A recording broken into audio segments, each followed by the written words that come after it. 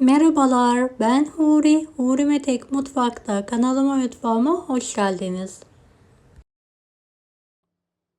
Buzluğunuzda bulunması gereken efsane bir hamur tarifi ile geldim.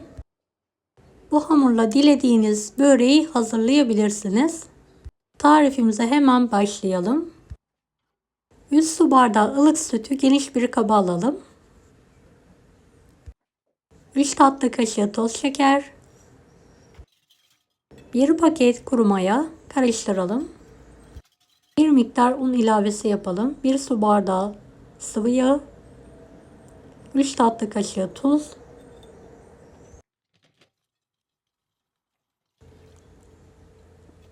kalan unu azar azar ekleyerek yumuşak bir hamur hazırlayalım. Toplamda 7,5 su bardağına yakın un kullandım. Unun miktarı kalitesine göre değişiklik gösterebilir.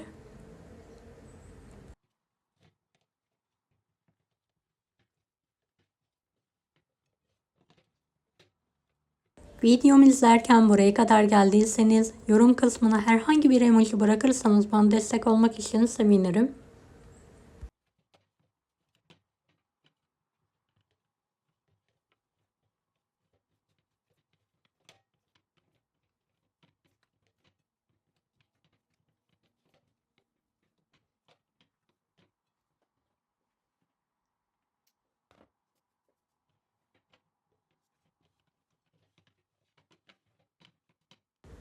Evet, hamurun kıvamı bu şekilde olmalı. Üzerini kapatarak kendi halinde mayalanmayı bırakalım.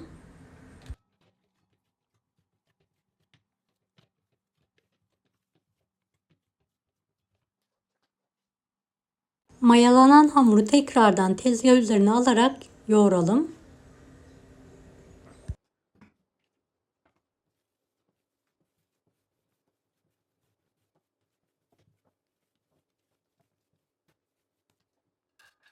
On bir eşit bezeye olacak şekilde keselim.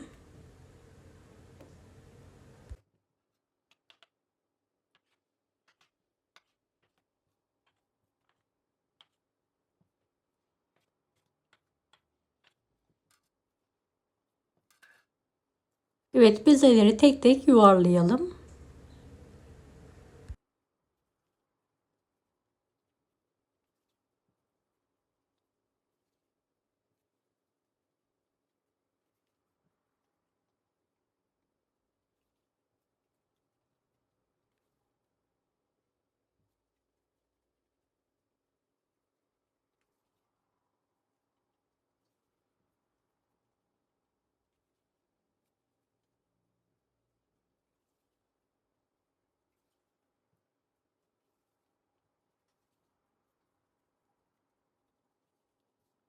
Hamurları merdane yardımıyla pasta tabağı büyüklüğünde açalım.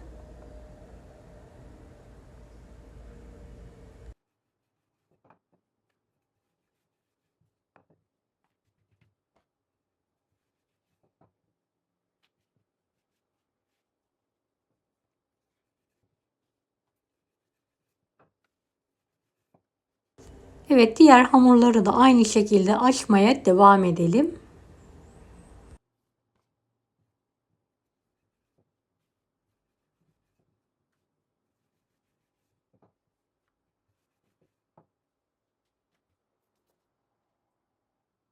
Evet, son hamuru da hızlı bir şekilde açıyorum.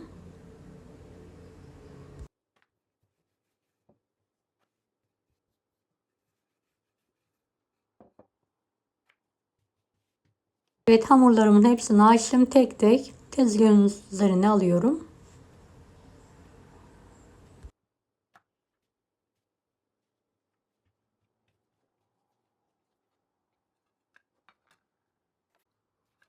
...250 gram yumuşak tereyağını 10 yufkaya pay ediyorum.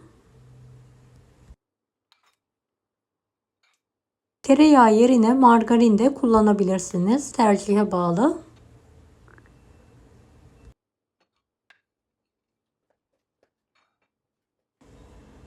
Evet, tereyağını elimizle hamurun üzerine her tarafına gelecek şekilde sürelim.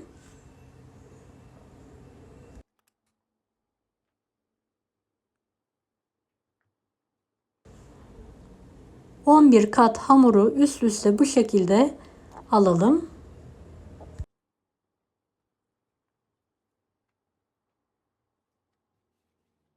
Bu hamurla hazırlanan börekler asla bayatlamıyor. Yumuşacık. Gerçekten çok lezzetli oluyor.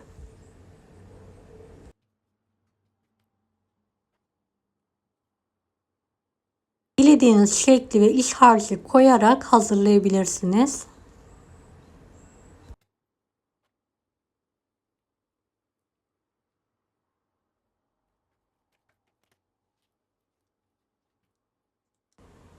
Evet, hamurları yağladıktan sonra üst üste almaya devam ediyorum.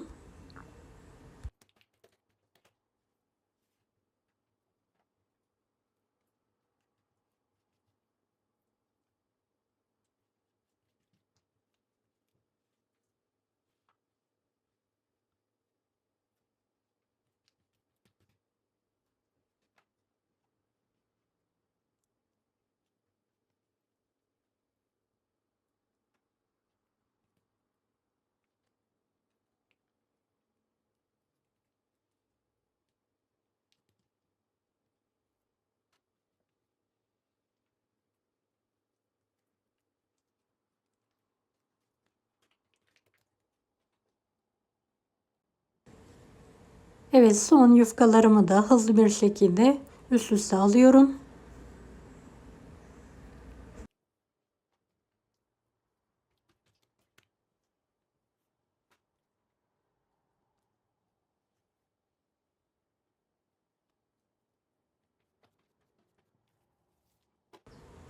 Evet, hamuru ters çevirdim. Elimle hafif bir şekilde açıyorum. Dilerseniz bu aşamada merdane de kullanabilirsiniz.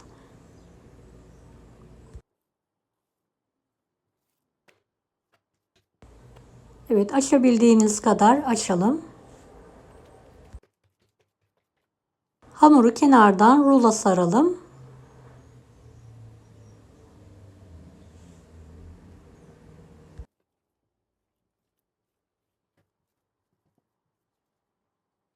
Unlanmış tepsiye hamurumuzu alalım.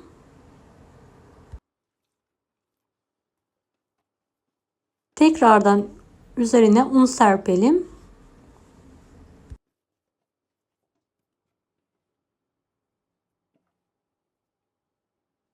Hava almayacak şekilde kapatarak buzluğa atalım. İhtiyaç zamanı buzluktan çıkartarak buzunu çözdürerek istediğiniz şekli vererek böreğinizi hazırlayabilirsiniz.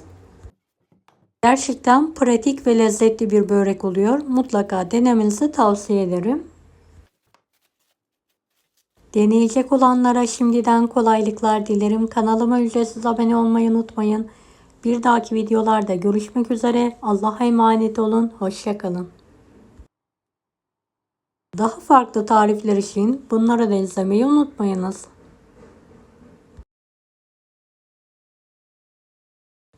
Kolay gelsin herkese.